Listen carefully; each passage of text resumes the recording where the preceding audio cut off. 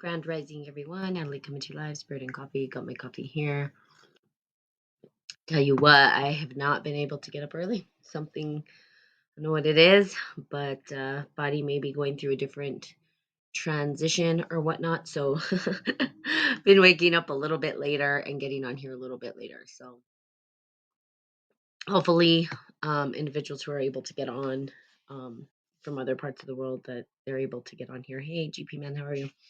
Started the Telegram. So if you want to send me your username, I can invite you. But if you want to go find me, it's at Spirit and Coffee, which is my username, Spirit and Coffee, or at Spirit and Coffee and Telegram. If you use Telegram, um, just to sort of think with the group, what we'll do is maybe talk about what pressing issues are happening in your location, what choices you're feeling pressured under, and then explore other options and ways out. Because for what I'm understanding or seeing is that people just don't feel like they have a choice, and choice is a critical thing. And sometimes we can't see what choices are available to us, especially when we're feeling pressured.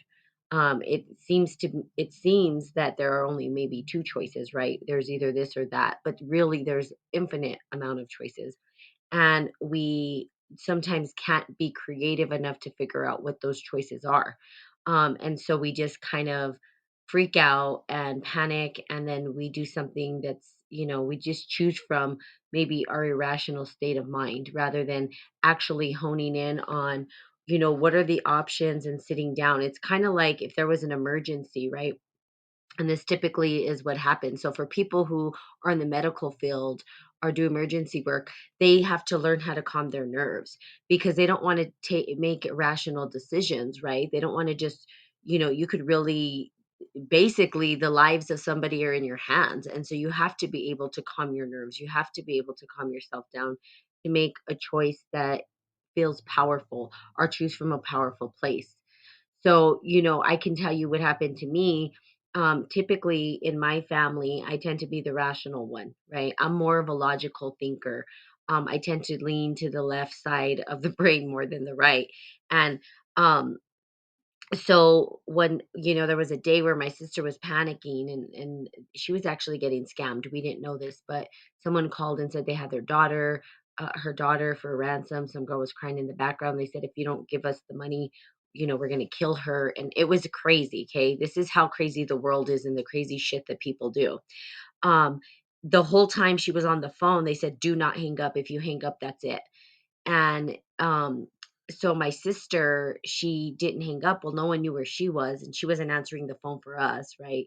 Um, and we thought on the other end of it, because she wasn't answering for us, that she was missing because her daughter was with us. And see, she was on the phone, and these scammers were saying that they had her daughter, and if she hung up, they would kill her. So there was her thinking her daughter was missing, and me and my family thinking my sister was missing because we couldn't get a hold of her. We couldn't find her. And her friend, the last person that had spoke to her, said she took off and said, oh my God, I gotta go. I gotta go. They have her. They have her. So the last person she spoke with, his story didn't add up, didn't make sense. And I'm like, oh my God, did that guy kill her? So, all this weird shit started going on.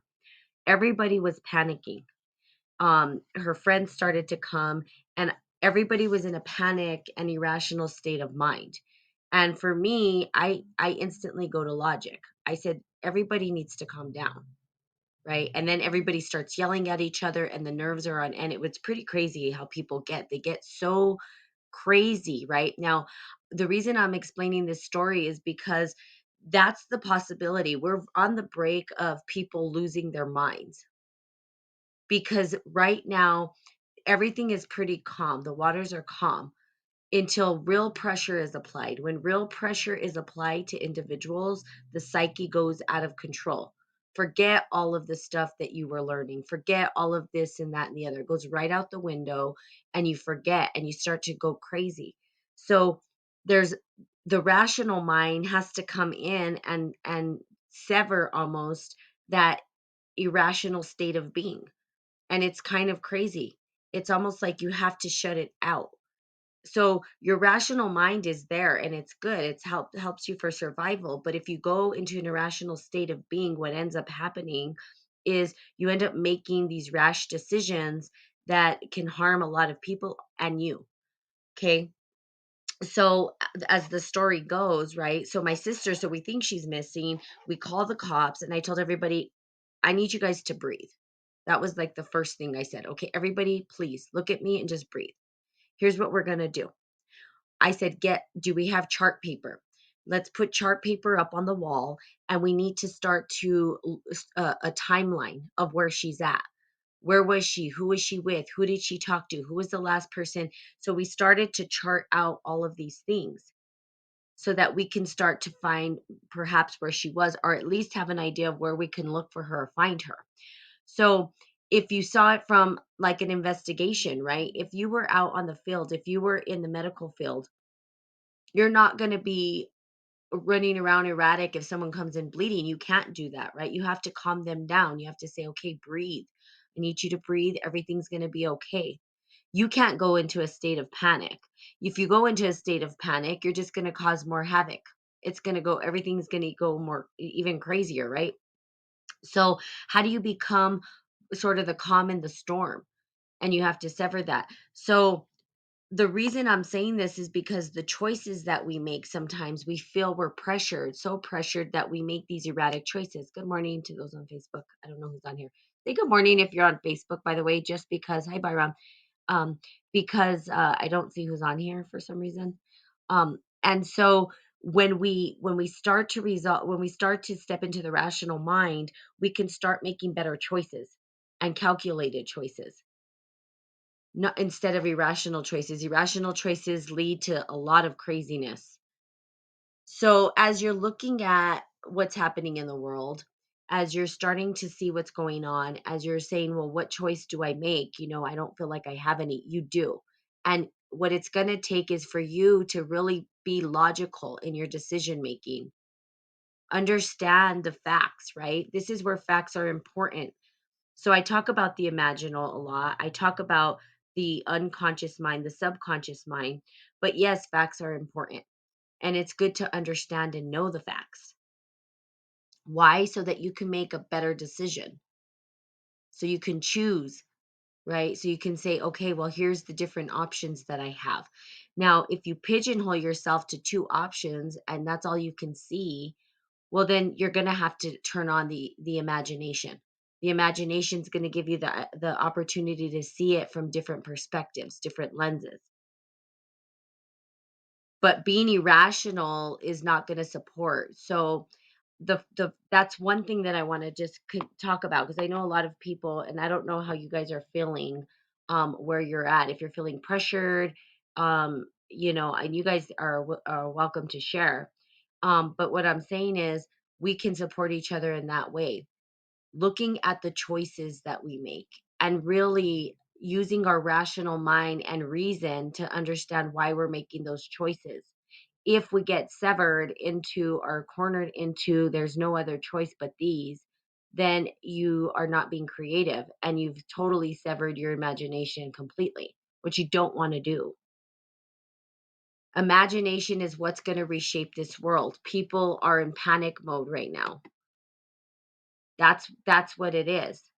People are panicking, and because they start to panic, they do irrational shit. They do crazy shit. That's why you have people who will start shooting people, and I'm like, I don't even know that it needs to get to that point. I think people could bow out gracefully if they chose wisely and they understood why they were making the choice and the consequences that come with the choices that they're making. So, how do we choose rationally? And then how do we create choices that we didn't even know existed? So you get creative, and the way to get creative is with other people. So if you guys want to be part of that chat group, I know Barram's on there. You guys are welcome to, and you can just send me your login or whatever it is, your username for Telegram if you're on there, and then just add to the group. And also tell me, for those of you listening, what is it that you want to hear? What is it that you're needing support with? Give me some ideas so that I can start doing what I need to do to support you guys. Mental health and IQ are a factor. Yes. Um so What is it that you guys are needing support with? I know that health was a big thing. I think the main concern is finding more people around me that I can rely on for food and work. Also learning skills like homesteading and survival stuff. Awesome. I love that idea. So Bahram, in the chat, in the Telegram chat, I invited my friend Michael, who is knows how to grow food. He has land and he knows how to do survival kind of stuff. Of course, he's in the US, but if we get enough interest from individuals, maybe we can do workshops and stuff like that on things that everybody's interested in, just to give you at least an idea of what to expect if you choose to um, go off the grid, which is what I think some people are going to want to do eventually. If things get crazier and crazier and crazier and don't ease up, that's what the new world's going to look like, is people living off the grid. But it means what? Well, there might be partial technology. So you may have access to technology still, but you may not. And so that's a big, looking at that as well. So it's understanding what's going to happen if we choose to live off the grid, or are we going to stay in society and learn how to grow our own food within society and stay there and not have to worry about depending on the grocery stores or big ag rig to give us our food. um so what are the implications of that? So if that's for you, anybody else can chime in, who has other things that they might be interested in. Maybe we can also more knowledge of common law, natural law, creating a template letter that can help us with our decisions with the shop. Okay, yes. Again, Michael, so in terms of language and law, um, now, natural law is actually living by the laws of nature. That would be like going to the land and actually living in the land without any paperwork. Okay. So, so natural law is literally living like they would say probably primitive, or like a caveman, right? That's natural law. And we've had tribes who have done that, right? In fact, that's how we were at one point. We were living completely off the law of the land, um, and then we started to create governments and all this land ownership, and then paperwork started to become a part of it. So private law and common law, um, sort of are a construct of man. That is a construct of man. Natural law is a construct of God. It's just happening. So we can't really, we could start new societies based on the laws of nature, but here's the deal: we're human, so we distort the story in laws, and that's why law is so distorted. That's why we're seeing all this weird shit right now, because we're human. We're trying to be gods. I think some of these people are trying to be gods, like with the capital G. Okay, we're all mini gods, right? We're all connected to the God, right? We're a reflection of God, but these individuals are saying, "Hey, I'm like God. Like I can tell you what to do with your life." No, you can't. Who are you? Get out of here. You're a human being, and if you're an alien human being, you're still flesh. So, like, get out of here. Shoo fly. Go away. You cannot tell me what to do. Like with employers, for example. Absolutely. Okay, Bara. Yes, I think those are big things. I know Michael is a good resource. I do have a bunch of individuals who do deal with paperwork now, but that's within the United States. So I think how we can maybe be a support is understanding how to support you with the maybe the laws that you guys are abiding by or live under. Tell me, Baram, uh what are you guys under? Are you guys aren't commun I don't know anything about this stuff really. I follow natural law like as closely as possible, so I really don't pay attention to the laws. I do. Here's the deal. Well, let me tell you this. If you're paying attention to natural law, you're naturally going to fall in line with law. You're never going to break the law. because you're in harmony with natural law. So you'll never break the law. So I don't pay attention to what the real laws are. What do you mean? What kind of government do you guys have? That's what I mean. You're in Scotland, right? I don't know what government it is. I know we're a democracy. Yay, Natalie. You got that far. I know that there's some communism out there. Um, conservative, conservative are in power now. But it's not a democracy, right? So like Republicans, but what is it under? Is it like a Republicans, okay? Conservative. Okay, let's see. Hold on. Sorry. Yeah, like a two-party system. Oh, okay. Do they call it something? Is it socialism, capitalism? Know what I'm talking about. It's funny. Politics is not my thing always. Same as America. Your democracy? Well, then you do have loopholes. If it's set up and structured kind of similar. I'll say that America, here's what I'll say about the law in America and why it hasn't been so easy for them to enforce and pressure the way that they want to is because the Constitution, the way the laws were written, they were written in a democracy which gives and provides loopholes. And there's tons of loopholes. And so people feel like they don't have a choice. But if you start reading and understood how to read the paperwork, and the language, you would understand that there's always an out. And they do that because they have to write themselves out. For whoever needs an out, they have an out. So we wonder why. So we can look at it from the perspective of like, well, why is Trump, why can he do tax evasion and blah, blah, blah, and all these questions? It's like, it's not. What he's doing is not illegal. What he's doing is he's finding loopholes. And those loopholes he knows very well because he was born and raised to understand them. We weren't. They didn't teach us that shit in school. They didn't even teach us how to balance a checkbook. Capital is not really, but not really. So, they didn't teach us finance. They didn't teach us all those things. They're not going to. They didn't teach us really the laws. They didn't tell us what the laws were. That's not, I mean, unless you went to an elite school, I went to probably the worst schools.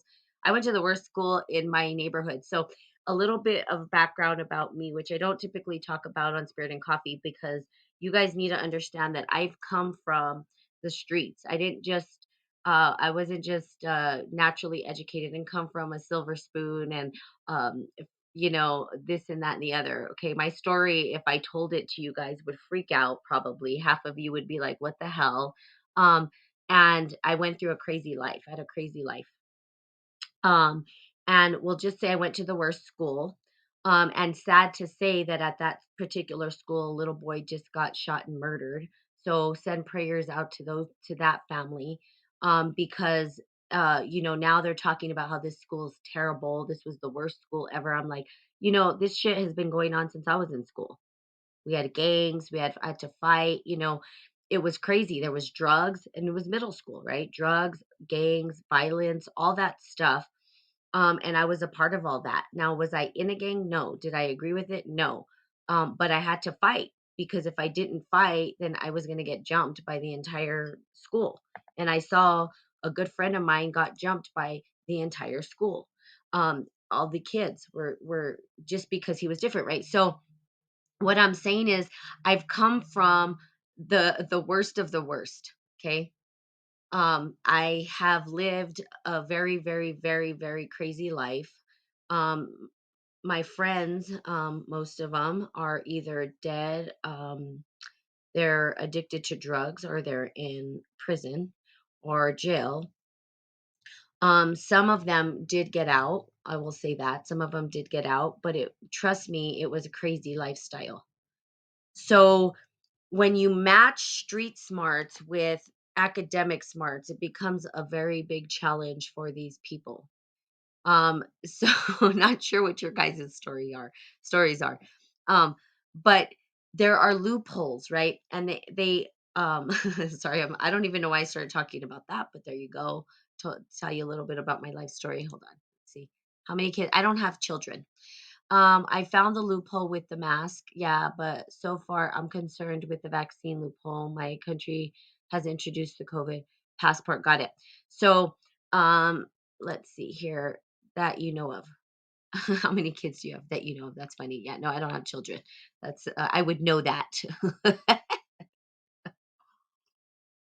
Although I do have nieces and nephews and I love them and they think I'm the crazy auntie, which of course I am. So they know all this stuff.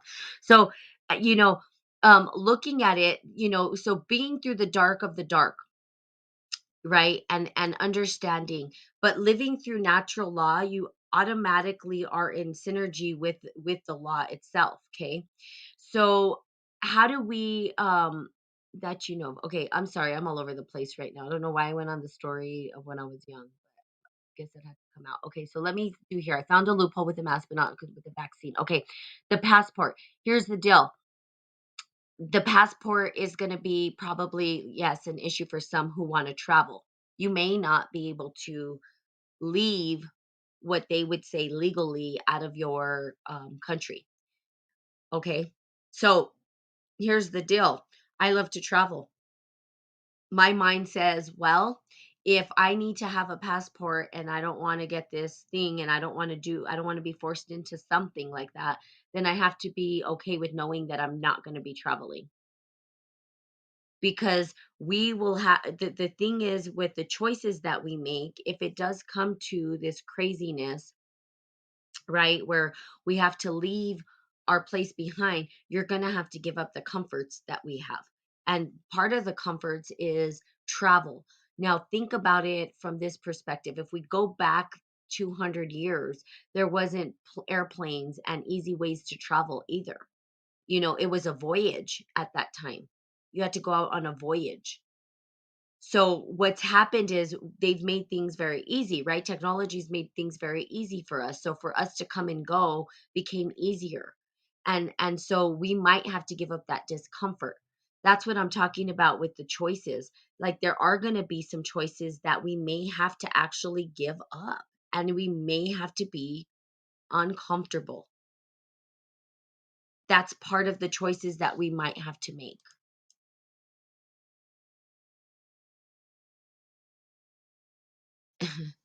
There were airships. Look at Tataria. Okay, so there could, but it still wasn't easy to travel. Okay, not as easy as it is. We're very mobile, right? If people were traveling, they were part of the elite, they were whatever it was. Anybody today can get on a plane and go across the sea and the ocean to other countries. It's easier for people to move. We're more mobile than we ever were before. Okay, that's what I'm saying. That's the point I'm getting at.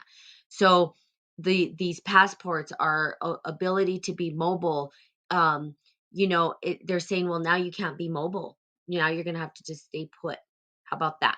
Or we're going to take this right away from you. Does it mean you never will be mobile? No. It just means that you may not be able to board a plane and fly across the sea.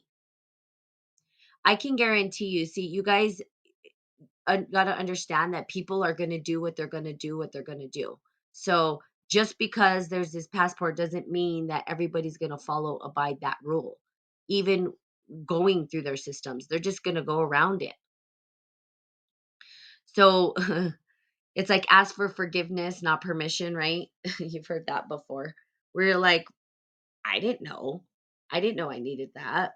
Oops, I'm on this ship and I'm sailing somewhere and I didn't even, nope, I guess I don't have it. Or individuals that are like, hey, I have a ship, just come. We're not, we're not asking for passports. So things are going to shift and change. If you're going to think through their system and their lens, you're going to continue to live with their lens. That's what I was trying to talk about the other day. It's going to take imagination to create something new.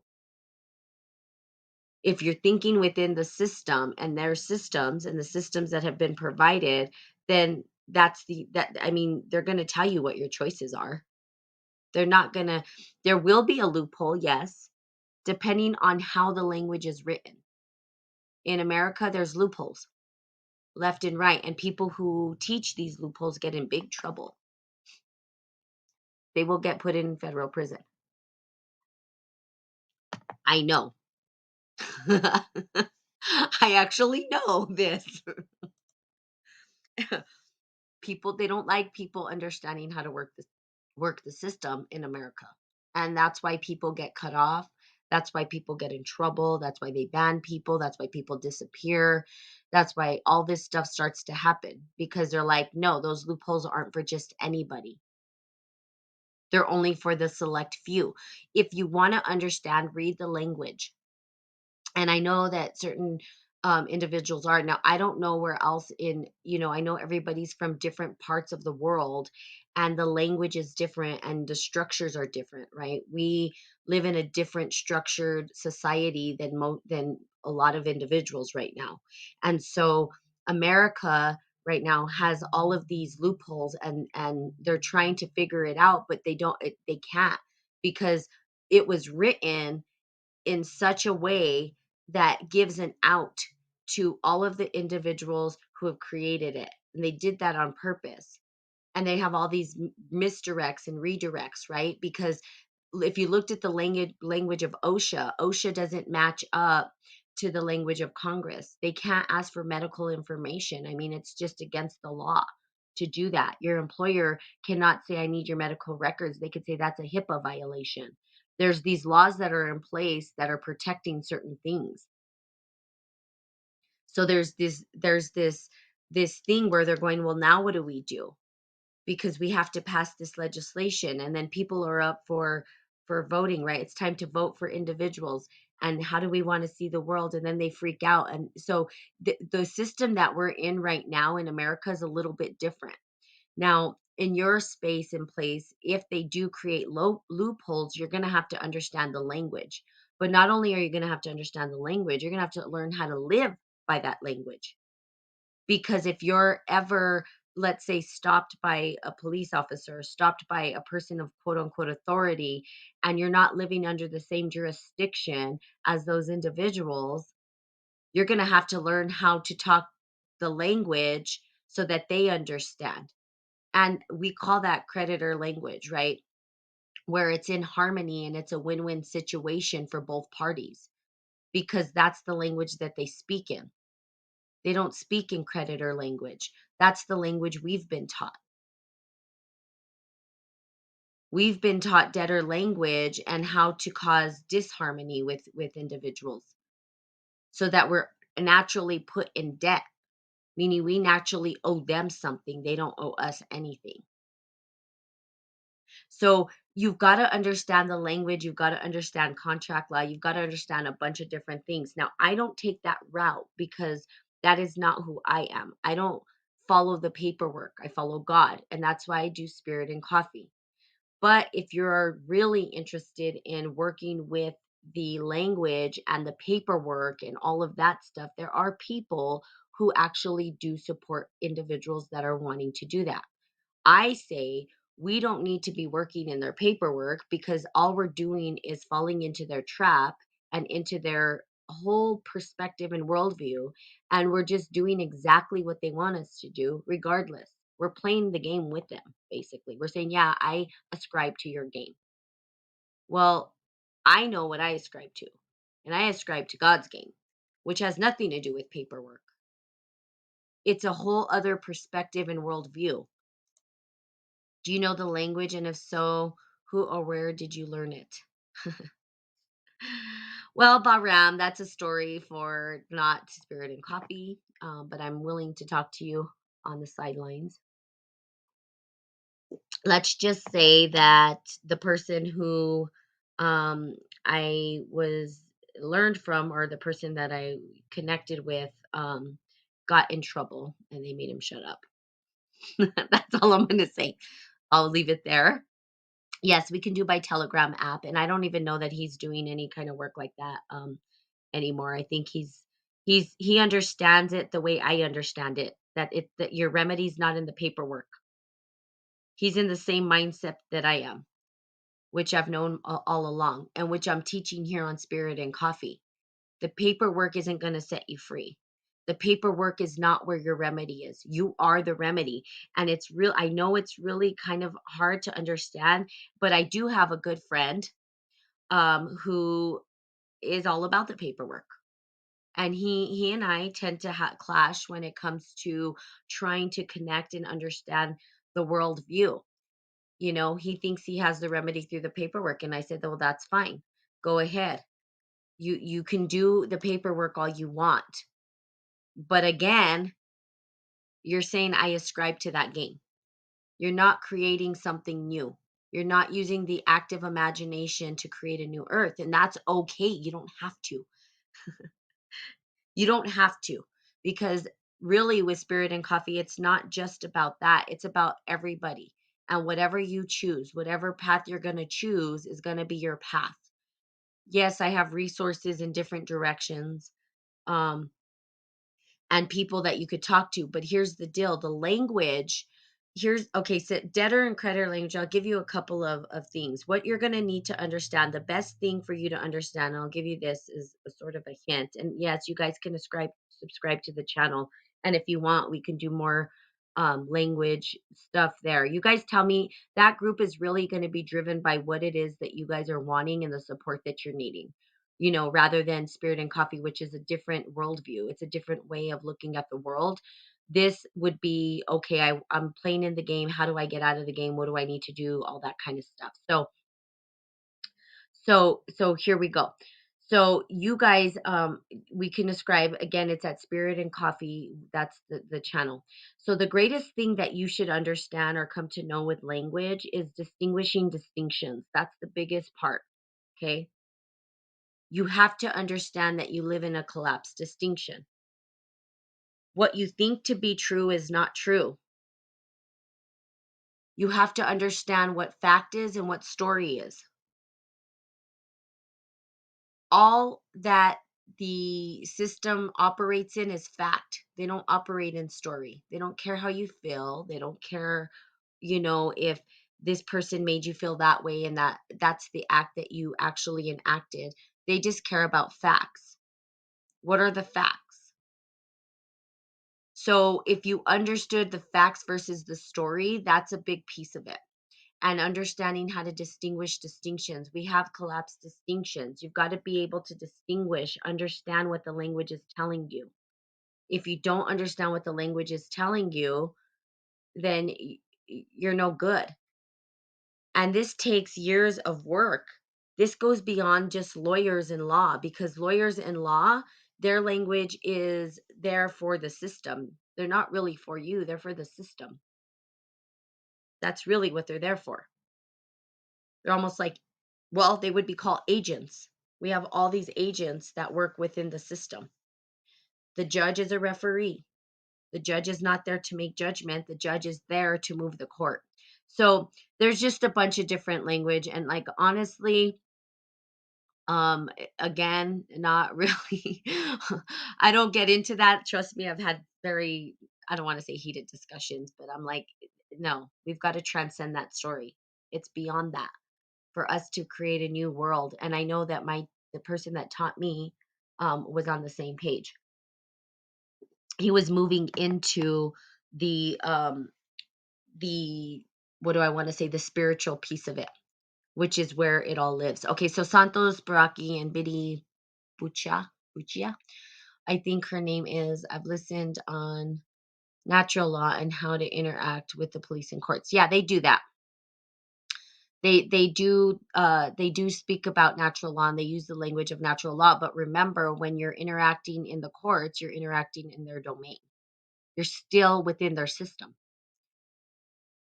I'm saying we don't even need to have their system at all. Why do we have to go to their courts? Who gave them the authority to be a court?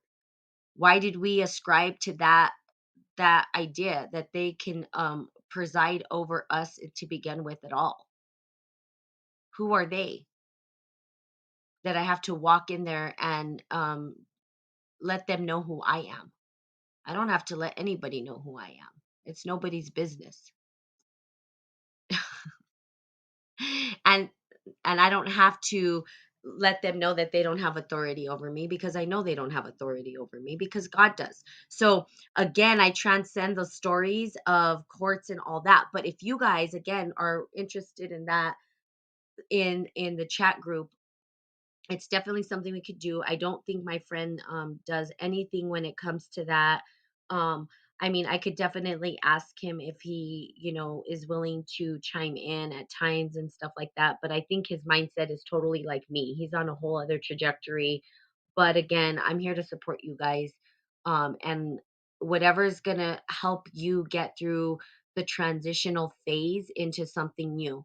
Because what you'll come to find is that you're going to end up in the same space that I am, which is trying to figure out how to create a whole new system. That system doesn't work. It's not working. So we've got to be creative and to create a new way of existing in the world. That I mean, that's really what's going to heal the world. It's a new way of existing because otherwise we're ascribing to their storyline, which is fine. There's nothing wrong with that again. There's nothing wrong with that. And I know some of you are just on your journey. You guys are just starting to look into conspiracy. Some people didn't even know. Like my roommate, she's very into conspiracy theory. I told her, you know that I was doing all this work when I was young. I was just a kid. I've understood all this stuff since I was young. Why? Because my friends, the friends that I hung out with, that's what we did. We looked into all Illuminati, all that stuff. And when you start to go further into it, you recognize that spiritual alchemy is how everything was created. The orders, the Masonic lodges, the Illuminati, all of that stuff was created through spiritual alchemy. So if they are creating systems through spiritual alchemy, you have the power to create your own world, your own your own community, your own way of existing in the world, and that's possible. That's what's needed right now.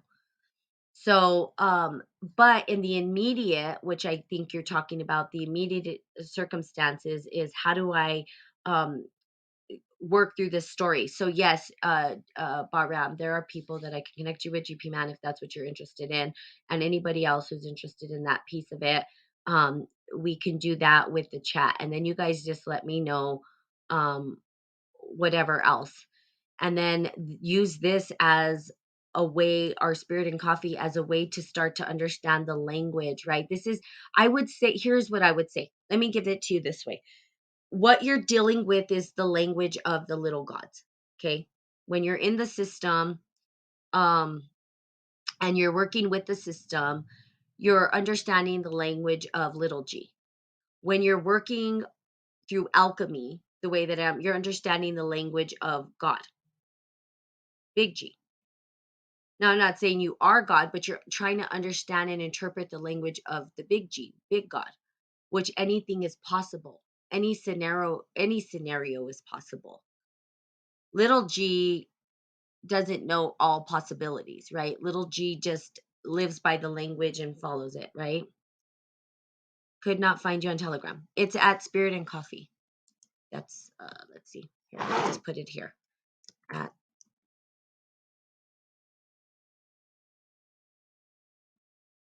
that's what it should be. Um GP Man, you can also, I think have you sent me an email? I think you did. Send me an email and I will add you if you send me your username.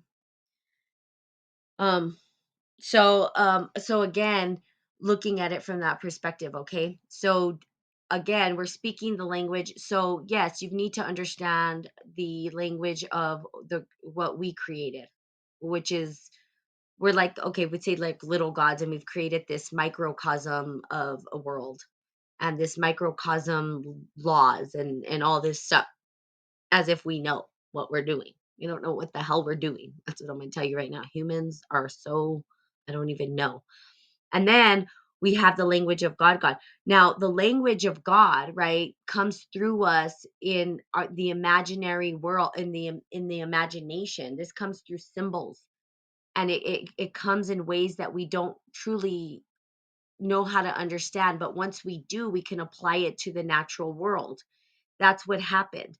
So when we start looking at how structures were constructed, when we look at the pyramids, when we look at all this shit, we go to alchemy, because alchemy is the process by which it derived from, it rose out of those thought processes.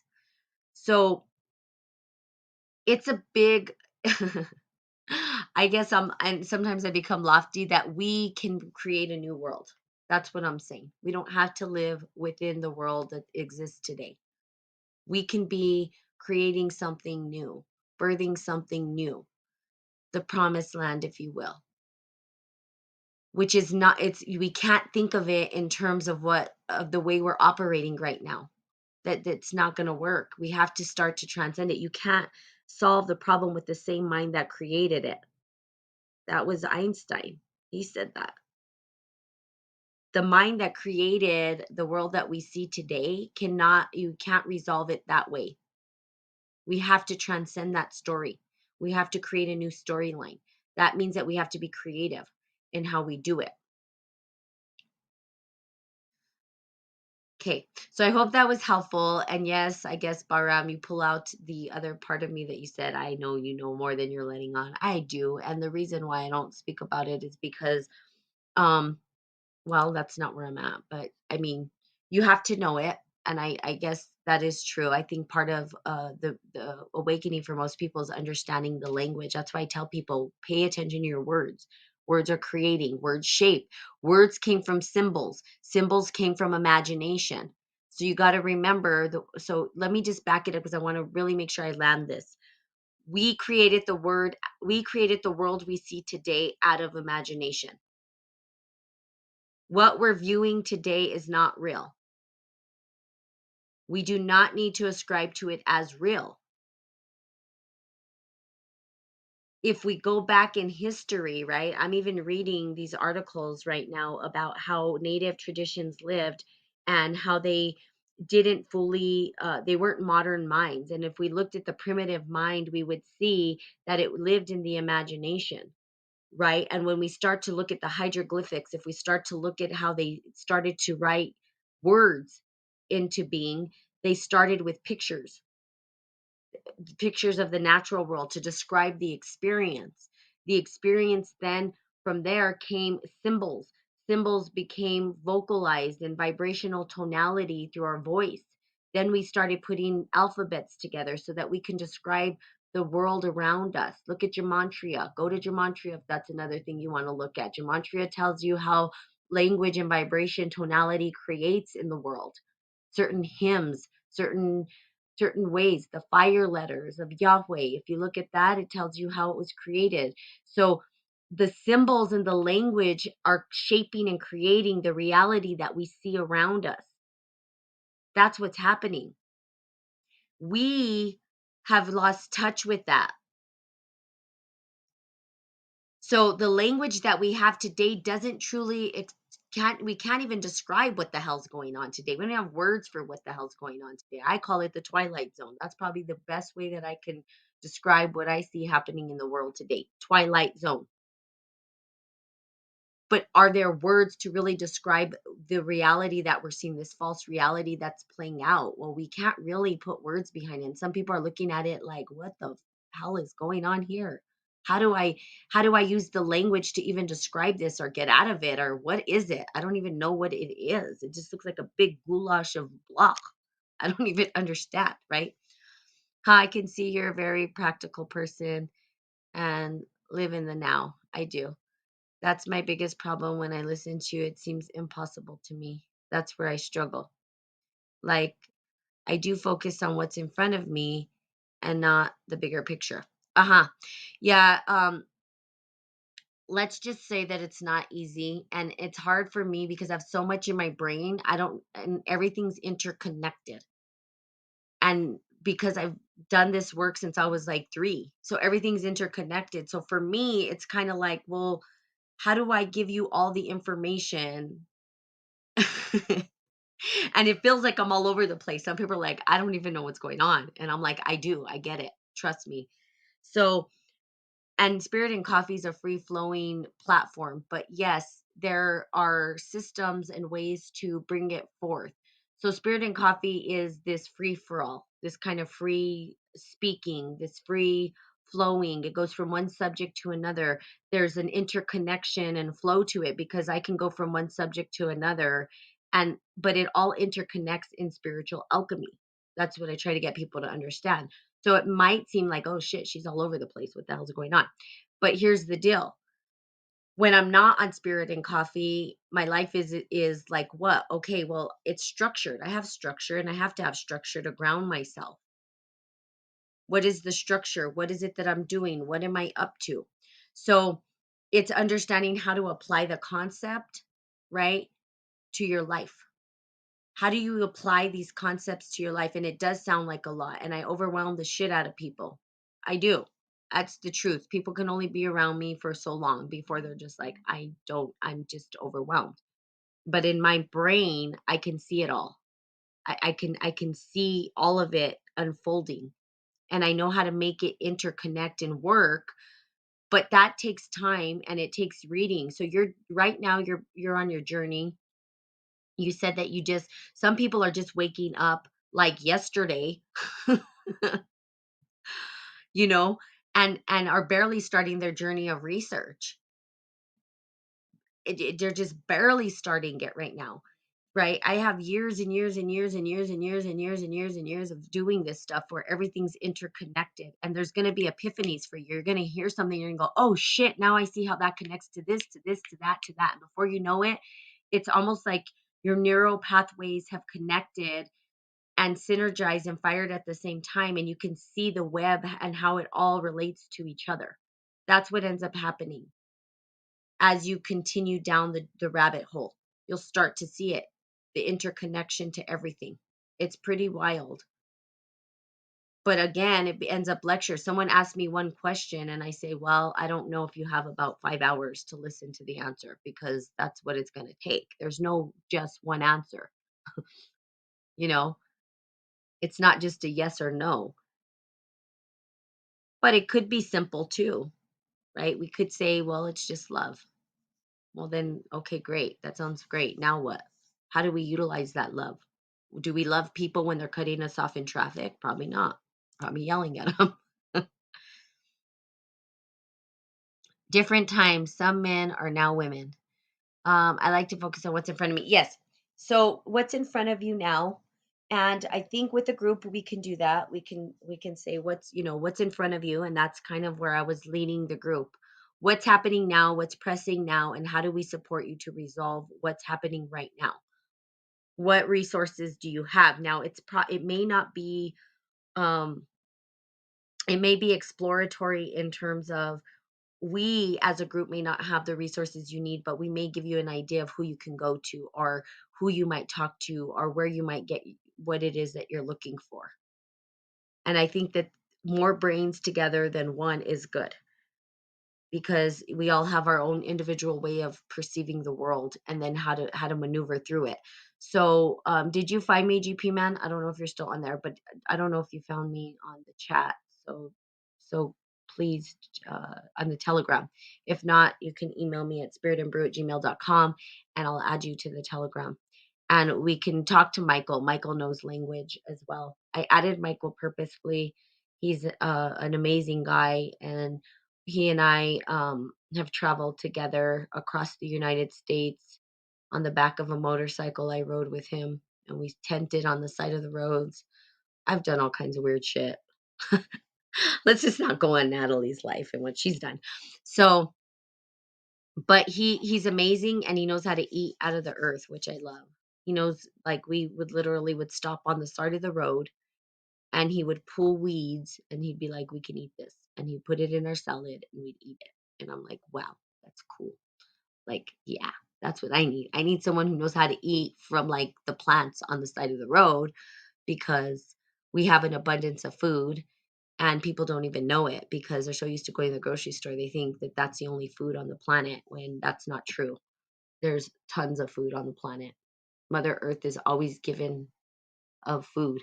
We just don't know, because they don't teach you that in school, do they? Which circles back to what I was talking about in school. They don't teach you shit in school. Okay. Was the icon Yoda on the Telegram? Yes. It's Baby Yoda. I call myself Baby Yoda. I'm a Padawan in training. Always a Padawan. Never a Jedi. Always a beginner. Yes. As a Baby Yoda. So you got it. So you go Spirit and Brew. Okay, got it. GP menu, yo, got it. Okay, so good, you're there. Awesome. So, Bahram, I know that those were the things that you were interested in. I will definitely, you know, reach out. I'll perhaps reach out to my friend Michael today and have a conversation with him, let him know kind of what that Telegram group's about. And he's always willing to interact with individuals. He does paperwork. He's been part of some of the really big groups that have tried to bring down a lot of these individuals in the United States, which, especially the pedophilia stuff and all that kind of stuff. So I'm not going to go into all that, but you know, he knows his stuff. He's been studying it for a long time, and he may know people from around the world that can support you. Um, with whatever it is that you're wanting to. So really great resource, actually. And I have a bunch of them. I have a bunch of other individuals, and I could ask my old um, people that I studied with if they want to be part of that group, which is fine. I don't mind that and them sharing what they know and putting a group together um, for the purposes of people feeling, at least they don't feel like they're alone and that they have a way out, and that if the language and having to go to courts and having to stand in front of the courts and all that, which seems intimidating, right? I'll just give you one example. It does work when you know what the hell you're doing in court. I'll tell you that right now. Um, and then this will be my last story because I've been going on for an hour lately, which is pretty crazy. I usually go for half hour. The courts, so I had a dog, and the dog he was deaf blind. I rescued him. I was doing a good deed, but I'll do good deeds. What happens? Um, and he got stuck in a sticker bush. Would let him out in the morning, and he'd go by himself because whoever had him trained him. And he got stuck in a sticker bush, and then we had to take him to the groomers because, oh my god, I felt so bad. I cried. He was all messed up. Well, they said that that was abuse, and they went and called the people on me, the animal control people. Anyways, I got summoned to court. Um, and this is when I was just going through my, my process, private law courses, whatever. And everybody was excited for me. They're like, you get to go to court. And I was like, I don't think this is fun. Like, I'm not happy about this. I know you guys are excited. I don't know what I'm doing. I'm freaking out. I'm nervous.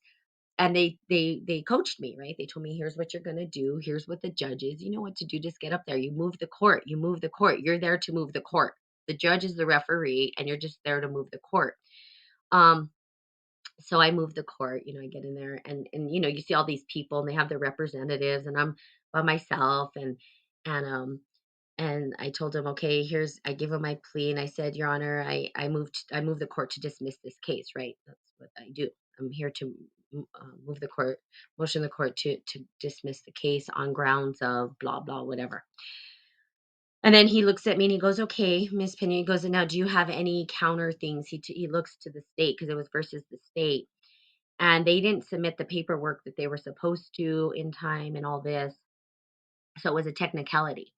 So on a technicality, I was able to get off, right? So he looks at me and he's like, "You guys didn't put the paperwork in that like you were supposed to. You didn't give Miss Pena enough time, blah blah blah."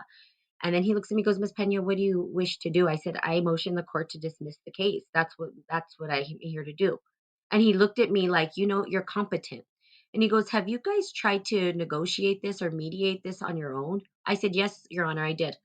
I tried to negotiate, mitigate on my own, and she didn't want to." And he goes, "You know what? You guys go figure this out on your own." He sent us to a back room, and the lady's like, "This is what I want to happen," and this and that and the other. And I said, "No, I motion to dismiss. Like, you don't have any ground anymore. Like, you screwed up.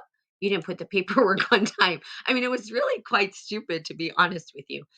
So we go back out and we come to an agreement. He goes, "Have you guys come to an agreement?" He was pissed that this case was in his court because he saw that I was rational and that I understood the language and I understood how to maneuver through the court. So he was not happy. The judge is not there to be pissed off at you or whatever. They're there to move the court. They're the referee. You're just wasting their time if you're in there and you are able to resolve this without them being there.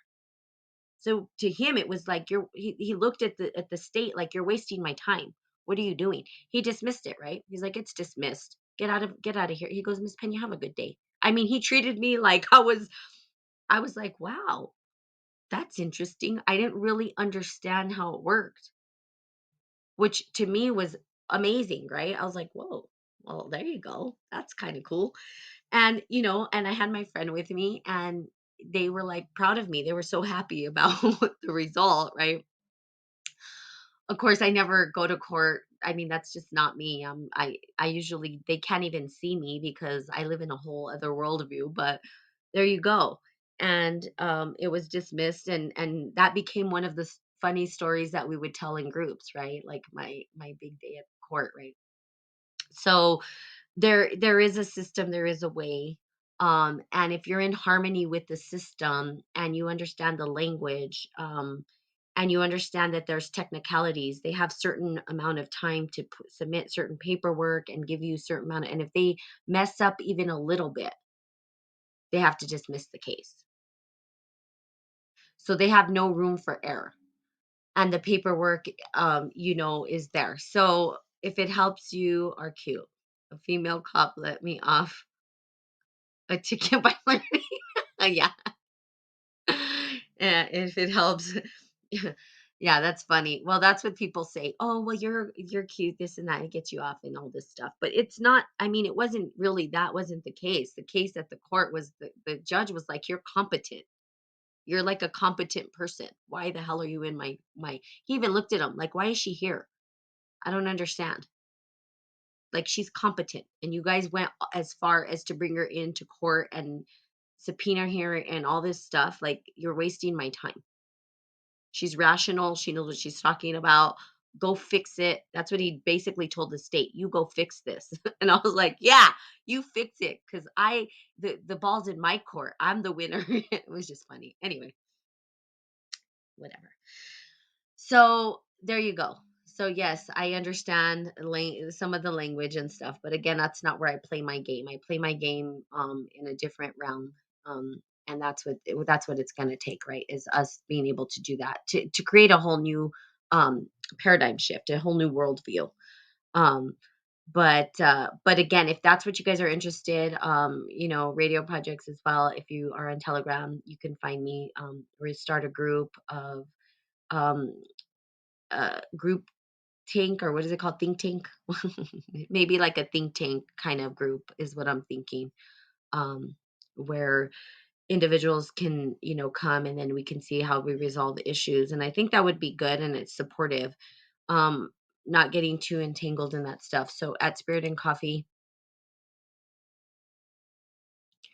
Dennis, can you give me your so let me give you mine on Telegram. That way you could find me. It might be easier. So it's at Spirit and Coffee. That's it. That's my username if you want to add me to Telegram. And you could just be added to the Telegram. All right. So there you have it, you guys. I can spend all day with you guys. Obviously, love you and want to make sure that you guys are feeling safe and all that stuff. I'm going to talk with my friend Michael. We'll get things going for you guys and at least get you in a direction or a trajectory um, that feels empowering to you in some way so that you can feel empowered, so that you can feel like that you're empowered to make the right decisions for your life. Okay. All right. So there you have it. Um, have a great, fantastical day. And I will see you all tomorrow. Okay. Bye bye.